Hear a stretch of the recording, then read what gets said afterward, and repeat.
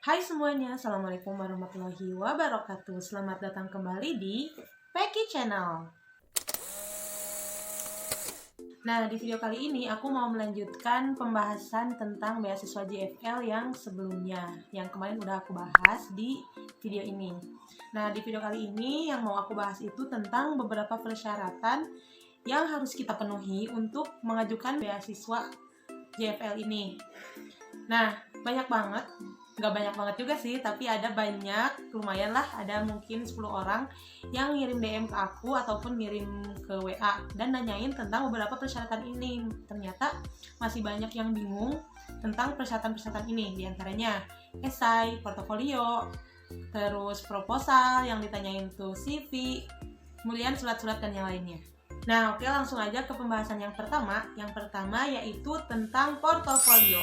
Nah, portofolio ini kalau setahu aku itu tuh tidak diwajibkan untuk seluruh pendaftar, tapi diwajibkannya hanya untuk yang sudah pernah menerima beasiswa JFL ini di tahun sebelumnya. Contohnya, aku tahun kemarin pernah mendapatkan beasiswa JFL ini. Nah, kalau misalnya tahun ini aku mau mengajukan lagi JFL, maka aku wajib untuk menyantumkan portofolio aku ke dalam proses pendaftaran tersebut, seperti itu.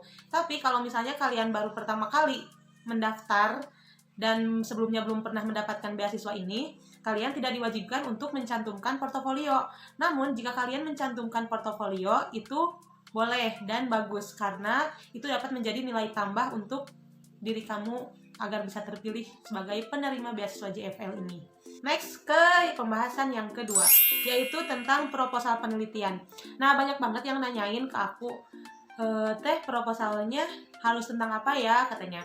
Padahal proposal ini tuh nggak wajib untuk yang S1, karena proposal ini hanya diwajibkan untuk pelamar beasiswa dan berkuliah di jenjang S2 dan S3. Jadi untuk teman-teman yang S1, tidak usah repot-repot membuat proposal karena tidak wajib. Oke, next ke pembahasan yang ketiga. Pembahasan yang ketiga yaitu tentang nilai UN, nilai USBN, dan nilai UTBK. Setahu aku, ketiga nilai ini hanya diwajibkan untuk mahasiswa baru saja. Sedangkan untuk mahasiswa ongoing itu kalian tidak perlu mencantumkan ketiga nilai tersebut. Namun yang harus kalian cantumkan adalah IPK atau transkrip nilai kalian selama kuliah. Gitu. Tapi kalau misalnya kalian mahasiswa ongoing dan kalian mau mencantumkan ketiga nilai tersebut, ya nggak apa-apa sih, bebas itu mah, sok aja. Next, ke pembahasan yang keempat. Aku mau membahas tentang surat-surat, soalnya banyak juga yang bertanya dan kebingungan gitu tentang surat-surat. Kan ada 3 surat tuh, ada surat pernyataan tidak menerima beasiswa, surat rekomendasi, kemudian surat fakta integritas. Nah, sebenarnya ketiga surat ini tuh udah ada template-nya di web JFL. Jadi kalian tinggal ngeprint aja. Fakta integritas sama surat tanda tidak menerima beasiswa itu kalian tinggal print saja, kemudian isi dengan nama kalian masing-masing, kemudian tanda tangan dan pakai materai. Ini dia contohnya. Nah, jadi benar-benar kalian tuh cuma tinggal ngeprint, isi nama, tanggal lahir, alamat, dan tanda tangan gitu. Itu untuk fakta integritas dan surat pernyataan tidak menerima beasiswa. Kemudian yang selanjutnya yaitu surat rekomendasi. Surat rekomendasi ini bisa kalian unduh juga template-nya di web JFLS dan tinggal diisi juga. Nah, untuk yang merekomendasikannya siapa? Kalau misalnya kalian mahasiswa baru, bisa kalian minta ke guru kalian di SMA atau ke kepala sekolah dan lain-lain, tentunya yang berhubungan dengan pendidikan ya, kalau menurut saya. Terus kalau misalnya kalian mahasiswa ongoing, kalian bisa meminta surat rekomendasi tersebut ke dosen kalian, dosen pembimbing akademik, atau ketua prodi, ketua departemen, ke fakultas, dan sebagainya. Itu bebas siapa aja. Nah, kalau kalian mengunduh ini, kalian tinggal mengisi nama dosen, jabatan instansi, dan lain-lain. Kemudian diisi dengan nama kalian, kemudian ditandatangan oleh yang memberikan rekomendasi. Nah, gimana kalau misalnya gak pakai template ini, kita mau langsung minta suratnya ke prodi dan di print langsung sama prodinya? Itu tidak apa-apa dan boleh dilakukan seperti itu. Next, ke pembahasan yang kelima. Pembahasan yang kelima yaitu tentang esai. Nah, esai ini banyak yang nanyain, Kak, esainya isinya apa aja dan tipsnya gimana? Sebenarnya aku juga gak terlalu jago ya di dalam dunia per-esaian, tapi di sini aku mau sharing sedikit aja tentang yang aku tulis di tahun kemarin. Nah, kan ini tuh fokus pembahasannya atau tema dari si esainya itu adalah tentang peran yang pernah kita ambil di lingkungan kita atau di organisasi, serta apa tantangannya yang kita hadapi dalam mengambil peran tersebut gitu. Ya intinya mah kontribusi apa sih yang pernah kita berikan gitu ke lingkungan sekitar kita.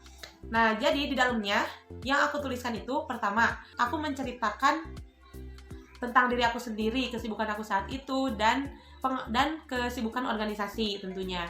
Kemudian, aku ceritakan juga aku pernah berkontribusi apa aja nih ke lingkungan sekitar aku. Kalau misalnya kalian tidak berorganisasi, itu tidak harus menjadi masalah besar, karena kontribusi yang kalian berikan itu tidak harus selalu ke wilayah organisasi, bisa juga ke masyarakat, ke lingkungan kelas, atau kemanapun. Dari hal-hal terkecil itu bisa kalian ceritakan, asal di situ kalian berperan di dalamnya. Kemudian kalian ceritakan tantangan apa yang kalian hadapi di dalam mengambil peran tersebut, dan solusi apa yang kalian berikan dalam menghadapi tantangan tersebut. Kemudian di akhir paragrafnya, di akhir esainya, aku juga ceritain tentang potensi diri aku dan alasan kenapa sih aku itu harus, atau kenapa sih aku itu layak untuk mendapatkan beasiswa JFL ini. Nah, jadi di dalam esai tersebut, setelah kalian menceritakan A, B, C, D sampai Z, di akhirnya ditegaskan lagi kenapa sih kita teh layak gitu, kenapa kita teh harus mendapatkan beasiswa JFL ini. Gitu guys. Dan yang terakhir yaitu tentang CV. Nah, CV ini hukumnya wajib dan tidak boleh dilewatkan, karena emang udah salah satu persyaratan ayah CV atuh guys. Nah, itu dia tadi beberapa pembahasan, beberapa jawaban untuk beberapa pertanyaan yang udah masuk ke DM Instagram aku. Gak nyangka juga sih, ternyata lumayan banyak juga ya yang yang bertanya gitu. Aku sih seneng, soalnya merasa bisa membantu kalian dan semoga bermanfaat ya. Gitu. Oke, itu aja isi video aku kali ini. Terima kasih untuk yang sudah menonton. Jangan lupa like, comment, share, dan subscribe. Bye-bye. Assalamualaikum warahmatullahi wabarakatuh. Bentar, lupa ada yang kelewat. Tetap semangat. Jangan lupa untuk terus berdoa dan terus berusaha. Insya Allah kalau kalian bersungguh-sungguh mah dan memperbanyak berdoa kepada Allah, Allah akan kasih beasiswa tersebut kepada kalian semua. Semangat ya, kalau persyaratannya banyak mah ya ada sesuai lah, nantinya juga kalian bakal dapat beasiswa kalau ada rezekinya. Jadi jangan kebanyakan ngeluh, kok ribet banget sih persyaratannya banyak banget, blablabla. Semangat. Oh iya, dan kalian harus terdaftar dulu di perguruan tinggi. Kalau kalian belum terdaftar di perguruan tinggi, kalian belum bisa daftar JFL ini. Gitu guys, bye-bye.